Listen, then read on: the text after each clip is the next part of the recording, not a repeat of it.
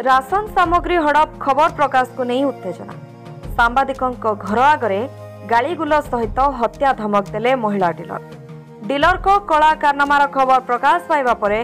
Dealer एवं सहयोगी सदस्य माने जड़े कार्यरत सांबादिकों घर आगरे गालीगुलज और विभिन्न धमक चमक देथिबा नहीं ब्रह्मपुर थाना रे लिखित अभियोग रही। सूचना अनुसार नीलगिरी ब्लॉक नरणपुर पंचायत राशन सामग्री प्रदान पाई नियुक्त डीलर जड़े दिव्यांग व्यक्ति झीर चाउल हड़प करथिबा विषय उपरे सांबादिक जनक गणमाध्यम खबर प्रकाश करबा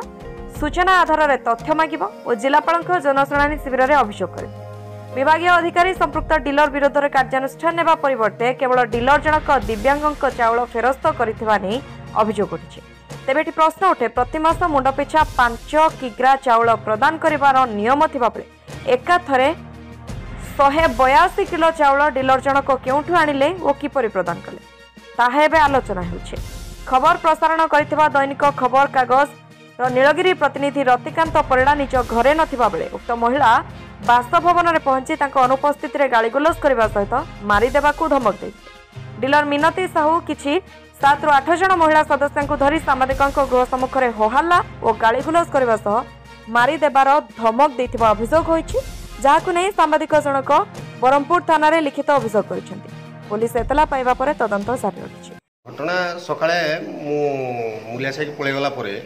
आम गाँव में माँ गायत्री एसएचजी ग्रुप मिनती साहू एवं तार नेतृत्व में सब सदस्य मैंने आसिक आम घर पाखे हल्ला करवा मत असभ्य भाषा आम घर मो माँ उपस्थित गाड़ी दवा जीवन मारिदवा बोली धमक देले मत फोन जोगे भी धमक देले जे विभिन्न माँ भईर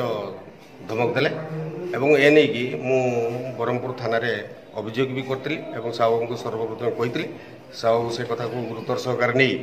से उठे जे कंट्रोल न करा मना करदे तापरे मुझे किसी समय पर थाना एफआईआर देती ए कथा को पुलिस गुरुतर सहकार नहीं तदंत जारी भी रखी। कौन मु निर्दिष्ट एसएचजी ग्रुप विरुद्ध में मु न्यूज करी दुर्नीति बाबद में न्यूज करी दुर्नीति से विभिन्न प्रकार चाउल रेशन चाउल सामग्री को हड़प करते से नहीं कि जिलापाल पाखे भी जनशुणाणी अभियोग करी अभियोग पर ए सब समस्या सृष्टि जे से बारंबार मत धमक दौरान मारदबार भी धमक दौरान तेणु न्यूज जदि दुर्नीति को पर्दाफाश करने लगी जदि धमक मिल आम केते सुरक्षित। नीलगिरी सरोज कुमार बारिक रिपोर्ट अभय न्यूज ओडिशा।